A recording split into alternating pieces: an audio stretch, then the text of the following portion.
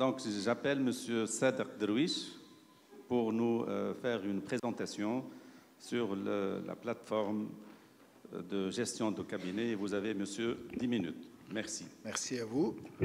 Alors, permettez-moi d'abord de remercier le bureau de la STJO qui m'a permis cette occasion pour vous présenter le projet Doctolis. En fait, c'est un projet que j'ai commencé en 2014. Quand j'étais résident à la maternité de Bizerte, j'ai développé une application simple qui permettait juste d'imprimer des comptes rendus d'échographie informatisés. Ensuite, en 2017, j'ai ajouté quelques fonctionnalités à cette application pour qu'elle puisse gérer des dossiers médicaux informatisés que j'ai utilisés dans mon cabinet pendant quelques années. Bon, quelques gynécologues l'ont essayé, mais malheureusement, l'expérience a échoué vu qu'elle était trop personnalisée. Lors du confinement, et vu le temps libre qu'on avait tous, donc je me suis dit, pourquoi ne pas développer une application plus professionnelle pour que tous les gynécos puissent l'utiliser. Et là, on est en 2022 et le projet Doctolis est prêt pour le lancement. La première question, pourquoi digitaliser le dossier médical de la patiente? Bon, je ne sais pas si c'est encore légitime de poser cette question en 2022. Pour vous citer les différents avantages de cette digitalisation, donc je vais plutôt tirer la sonnette d'alarme quant au taux de la digitalisation. On est à moins de 10% versus plus que 90% dans les pays développés.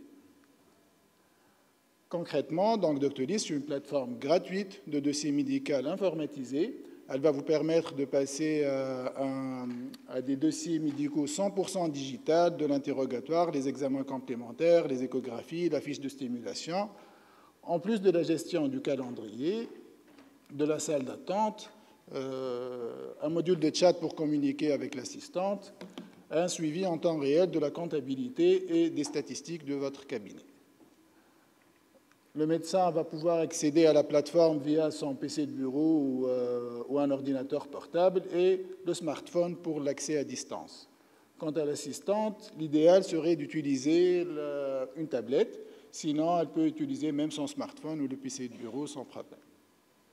Pourquoi on a choisi le modèle cloud? Pour tous ces avantages. Donc, le cloud, il nous offre une sécurité maximale, le risque de perte de données il est nul. Donc, le coût de développement il est raisonnable et l'accès à distance il est facile. Par contre, il faut savoir qu'en cas d'application installée sur un serveur local, vous êtes très vulnérable sur le plan sécurité et c'est votre responsabilité légale en cas de piratage de données. De perte de données, il est possible. Donc, le coût il est souvent élevé puisqu'il faut acheter déjà un serveur pour l'installer dans votre cabinet. Et l'accès à distance, il est souvent compliqué puisqu'il faut laisser le serveur en marche 24 heures sur 24 pour pouvoir y accéder. On a un dossier en cours de préparation pour le soumettre à l'EMPDP pour avoir l'autorisation préalable de stockage et de traitement des données de santé. Comme hébergeur, on a choisi l'ATI. Pourquoi? D'abord parce que légalement, on est obligé d'avoir l'hébergeur sur le territoire tunisien. Et en plus, pour ses qualités en matière de sécurité, il faut savoir qu'elle héberge, entre autres, les données de la Banque centrale et les données du gouvernement, donc pas de problème sur le plan sécurité. Comme je viens de le dire, la sécurité des données de santé, c'est primordial. On a mis en place toutes les mesures possibles, donc un système de backup dans des data centers multicentriques, un firewall, un cryptage de données, donc même l'hébergeur n'aura pas accès aux données personnelles de vos patientes. Donc, l'application, elle sera 100% gratuite pour tous les gynécos tunisiens. Bien sûr, on a des charges à payer. Donc, elle sera sponsorisée par les laboratoires pharmaceutiques qui auront en contrepartie des espaces publicitaires intégrés dans l'application. Là, je vais insister sur le fait qu'elle est 100% gratuite, pas de limite ni pour la durée d'utilisation, ni pour l'espace de stockage, ni pour les fonctionnalités. Et sur le fait que ce modèle de gratuité n'est pour le moment validé que pour les gynécologues tunisiens. On n'a pas encore d'idée si on peut l'appliquer dans d'autres pays où on souhaite lancer notre plateforme. Je suis totalement convaincu qu'on a juste besoin d'un coup de pouce, d'un digital push pour passer au dossier médical digital.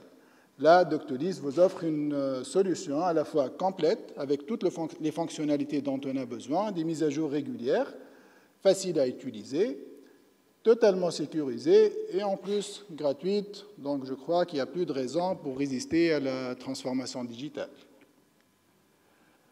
Le cadre légal de notre projet, c'est une start-up tunisienne pour laquelle on a choisi le nom Synadis.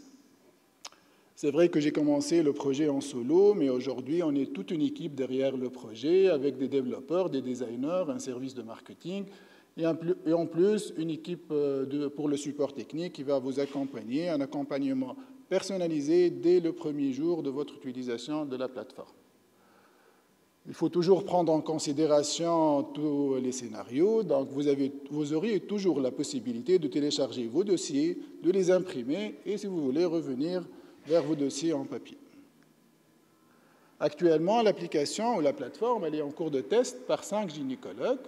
La STJO vient de désigner un comité qui va valider les différentes fonctionnalités de la plateforme avant son lancement officiel en janvier 2023. On a une application patiente en cours de développement et on espère lancer notre plateforme dans d'autres pays d'ici janvier 2024. C'est quoi cette application patiente? Donc, la patiente aura sur son smartphone, en plus de l'impression des comptes rendus, elle aura une copie digitale de ses ordonnances, de ses bilans à faire, de comptes rendus d'échographie, de ses lettres de liaison, des clichés d'échographie. Elle va recevoir des notifications pour lui rappeler ses bilans à faire, ses rendez-vous. Et en plus, on va intégrer un module de consultation à distance. Bien sûr, on ne pourra pas faire une échographie grâce à la télémédecine, mais c'est peut-être utile, par exemple, pour une consultation où la patiente va juste récupérer le bilan d'infertilité et mettre en place la stratégie thérapeutique. Alors, là, c'est la vidéo, une courte démonstration.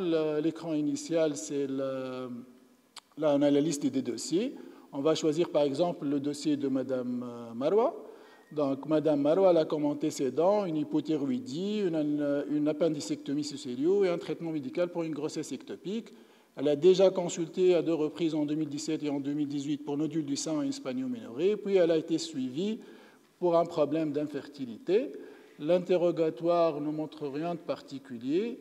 La première consultation, elle a déjà récupéré son bilan d'infertilité. On a une échographie normale, la bactériologie, l'AMH, elle était à 3,6. Par contre, le spermogramme montre une oligoasténotératospermie sévère et l'hystérosalpingographie, une trompe, donc une obstruction de la trompe gauche.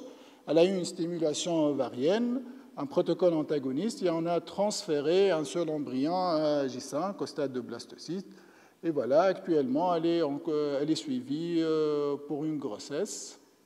On va passer au dossier obstétrique. Donc, elle est actuellement à 13 semaines. Elle a déjà fait sa première consultation pour l'échographie de datation. Donc, l'examen physique, le groupe sanguin, l'échographie précoce. Et là, on va ajouter une nouvelle consultation. Donc, elle consulte dans le cadre du suivi de sa grossesse, la tension artérielle. Puis, on va ajouter les données de l'échographie du premier trimestre. Tout est normal. Donc, la longueur crânio-caudale et la clarté nucale. Donc, le résultat de la biologie. Donc, on va choisir, par exemple, la glycémie. Vous voyez, c'est très simple à utiliser. C'est très fluide. Donc, la glycémie, elle est normale. Et finalement, on va lui prescrire de faire les marqueurs sériques maternels et un traitement, donc un médicament. Là, on va ajouter une nouvelle consultation. Là, vous voyez qu'on vient d'ajouter une nouvelle consultation. Et à la fin de la consultation, bien sûr, on peut imprimer l'ordonnance et les examens complémentaires à faire. Donc, la dernière diapo. Donc, finalement, je vous invite à visiter notre site, doctolib.com. Je vous invite aussi à remplir dès maintenant le formulaire d'inscription. Vous pouvez déjà explorer les différentes fonctionnalités de la plateforme et on attend votre retour pour améliorer la version finale. Et je vous remercie. Merci. Merci. Est-ce qu'il y a des questions à propos de...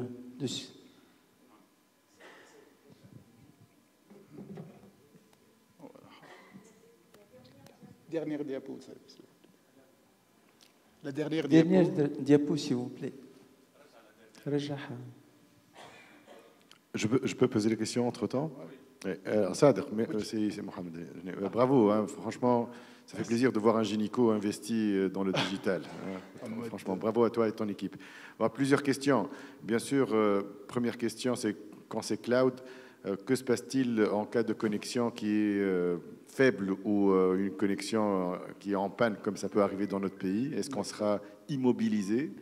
Deuxième question, c'est free, c'est bien, mais quel est le business model? C'est-à-dire, en gros, comment vous faites rémunérer pour survivre? D'accord. Et puis, troisièmement, pour ceux qui sont déjà dans le digital et qui ont déjà notre logiciel, est-ce que vous avez prévu des plans de migration d'un système à un autre? Merci. D'accord. Pour le business model, donc, on va discuter des contrats de sponsoring avec les laboratoires. Donc, ils auront des espaces publicitaires en contrepartie de leur sponsoring. Donc, ça, c'est pour la deuxième question.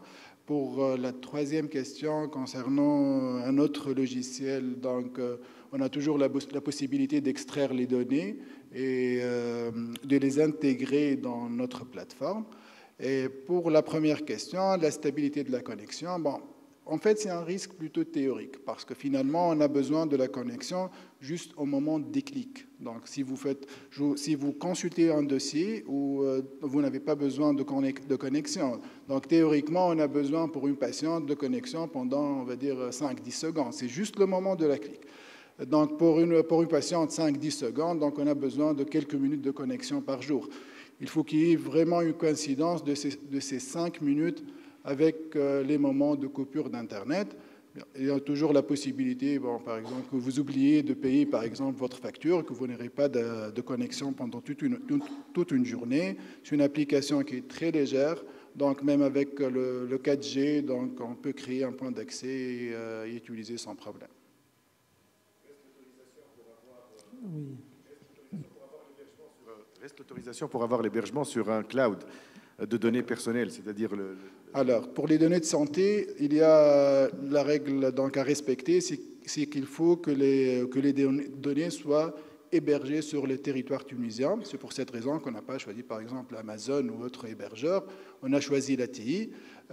Donc, il n'y aura pas de problème pour avoir cette autorisation puisqu'on a appliqué à la lettre les recommandations de la loi pour la protection des données de santé. Oui. Ma question, c'est le côté légal. D'accord. Est-ce qu'on peut participer à cette plateforme actuellement? Parce que je sais que la loi de télémédecine n'est pas encore... D'accord. Pour le moment, on n'a pas introduit le module de télémédecine. Il est prévu pour juillet 2023. Pour le moment, l'application, elle est destinée uniquement pour les médecins. Donc, c'est uniquement le médecin qui va l'utiliser. Et puis les patients ne participent pas? Non. Pardon? Pas pour la première version. Donc, l'application patiente, elle sera lancée d'ici juillet 2023, puisque les lois de la télémédecine ne sont pas encore publiées.